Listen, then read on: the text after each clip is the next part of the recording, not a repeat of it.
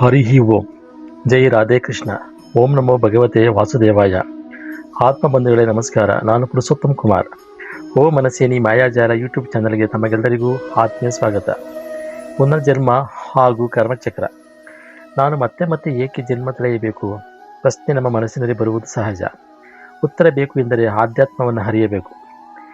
ಆದರೆ ಕುಟುಂಬ, ತಂದೆ ತಾಯಿ, ಸಂಸಾರ, ಪತಿ ಪತ್ನಿ, ಮಕ್ಕಳ ಆರೈಕೆ, ಎಂಟದಂತೆ ದುಡಿಯುವ ಉದ್ಯೋಗ, ಯಾಂತ್ರಿಕೃತ ಜೀವನ, ಇದರ ನಡುವೆ ನಮ್ಮ ಬದುಕು ಕಳೆದು ಹೋಗುತ್ತದೆ ಅಲ್ಲವೇ ಬಂಧುಗಳೇ?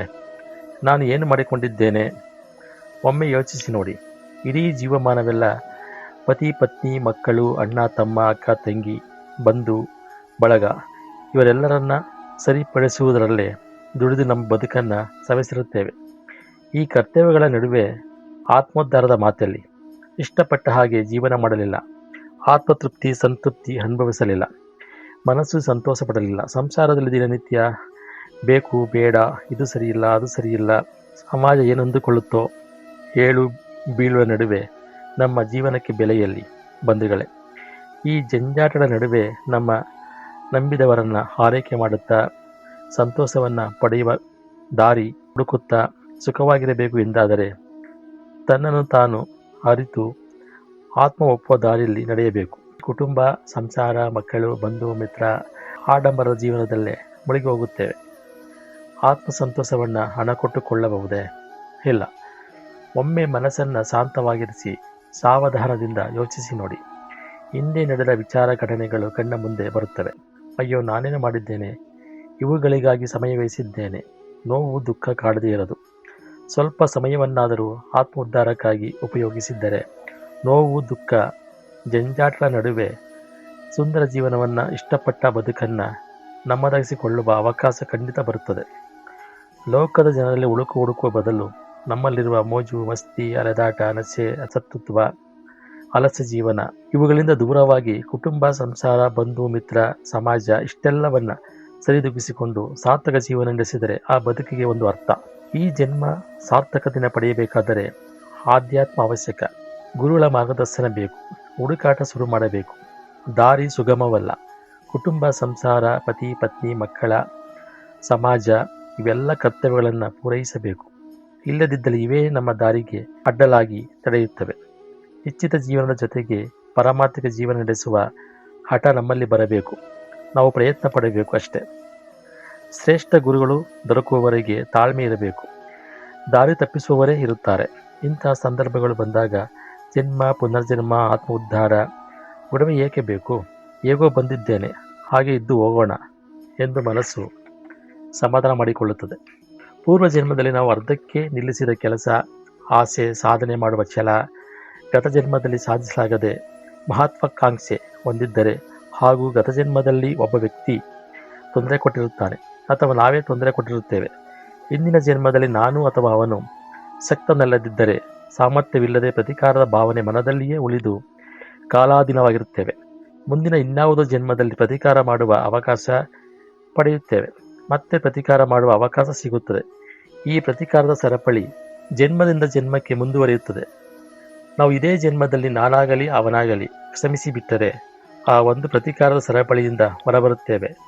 ಪ್ರತೀಕಾರ ಸಂದರ್ಭಗಳಿಂದ ಶಾಶ್ವತವಾಗಿ ಮುಕ್ತರಾಗುತ್ತೇವೆ. ಬಂಧುಗಳೇ, ಕ್ಷಮೆ ಎನ್ನುವುದು ಅತ್ಯಂತ ದೊಡ್ಡ ಗುಣ. ಆದರೆ ಅಹಂ ಇರುವ ಮನ ಒಪ್ಪುವುದಿಲ್ಲ. ಸ್ವಪ್ರತಿಷ್ಠೆ ವ್ಯಕ್ತಿಯನ್ನು ಅಧಪತನಕ್ಕೆ ಗುರಿ ಮಾಡುತ್ತದೆ. ಈ ಜನ್ಮದಲ್ಲಿ ಮಾಡಿದ ತಪ್ಪಿಗೆ ಇದೇ ಜನ್ಮದಲ್ಲಿ ಶಿಕ್ಷೆಯಾದರೆ ಒಳ್ಳೆಯದಲ್ಲವೇ? ಈ ಜನ್ಮ ಬಿಟ್ಟು ಇನ್ಯಾವುದೋ ಜನ್ಮದ ಶಿಕ್ಷೆಯನ್ನು ಭಗವಂತ ಈಗ ಯಾಕೆ ಕೊಡುತ್ತಾನೆ? ಪ್ರಶ್ನೆ ಮನಸ್ಸಲ್ಲಿ ಕಾಡುತ್ತದೆ. ಸಾಧನೆ ಮಾಡಿದ ಉನ್ನತ ವ್ಯಕ್ತಿಗಳಿಗೆ ತೊಂದರೆ ಮಾಡಿದಾಗ ಆ ಸಮಯದಲ್ಲಿ ಶಿಕ್ಷೆಯಾಗುತ್ತದೆ. ಸಾಧನೆ ಮಾಡದೆ ದೌರ್ಬಲ್ಯವಿರುವ ಅಸಮರ್ಥರಾದ ವ್ಯಕ್ತಿಗಳಿಗೆ ತೊಂದರೆ ಕೊಟ್ಟರೆ ಪ್ರತಿಫಲಿಸಿ ಬರುವುದಕ್ಕೆ ತುಂಬ ವರ್ಷಗಳೇ ಆಗಬಹುದು, ಅಥವಾ ಜನ್ಮಗಳಿಗೂ ನಮ್ಮ ಜೊತೆಯಲ್ಲೇ ಸಾಗಿ ಬರುತ್ತದೆ. ನಾವು ತೊಂದರೆ ಕೊಟ್ಟಿರುವ ವ್ಯಕ್ತಿ ಅಥವಾ ಆತ್ಮ ಯಾವ ಹಂತದಲ್ಲಿರುತ್ತೋ ಅದರ ಮೇಲೆ ಪ್ರತಿಫಲ ಸಿಗಲು ಅವಧಿ ನಿರ್ಧಾರವಾಗುತ್ತದೆ. ಇದರ ಅರ್ಥ, ಒಳ್ಳೆಯದಾಗಲಿ ಕೆಟ್ಟದಾಗಲಿ ಉನ್ನತ ವ್ಯಕ್ತಿಗೆ ಮಾಡಿದರೆ ಶೀಘ್ರವಾಗಿ ಫಲ ಕಾಣುವಿರಿ. ಅದೇ ಅಸಮರ್ಥ ವ್ಯಕ್ತಿಗೆ ಒಳ್ಳೆಯದಾಗಲಿ ಕೆಟ್ಟದಾಗಲಿ ಮಾಡಿದರೆ ಫಲ ಕಾಣಲು ಅನೇಕ ಜನ್ಮಗಳೇ ಬೇಕಾಗಬಹುದು. ಉದಾಹರಣೆ, ಯೋಗಾನಂದ ಪರಮಹಂಸರು ಬರೆದಿರುವ ಯೋಗಿ ಆತ್ಮಕಥೆಯಲ್ಲಿ ಅಡಗಿದ ಸತ್ಯ.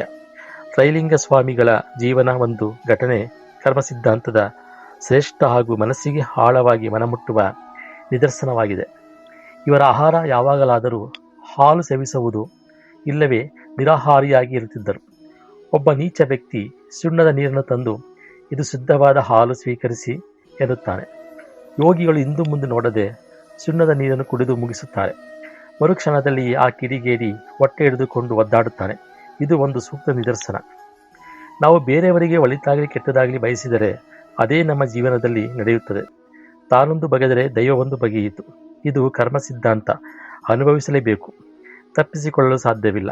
ಕೆಲವರಿಗೆ ಜೀವನದಲ್ಲಿ ಉನ್ನತಿ ಕಾಣುವುದೇ ಸಮಸ್ಯೆಯಾಗಿರುತ್ತದೆ. ಯಾವುದೇ ಕೆಲಸ ವ್ಯವಹಾರ ಕೈಗೂಡುವುದಿಲ್ಲ. ಪದೇ ಪದೇ ಸೋಲು, ಆರ್ಥಿಕ ನಷ್ಟ ಸಂಭವಿಸುತ್ತಿರುತ್ತದೆ.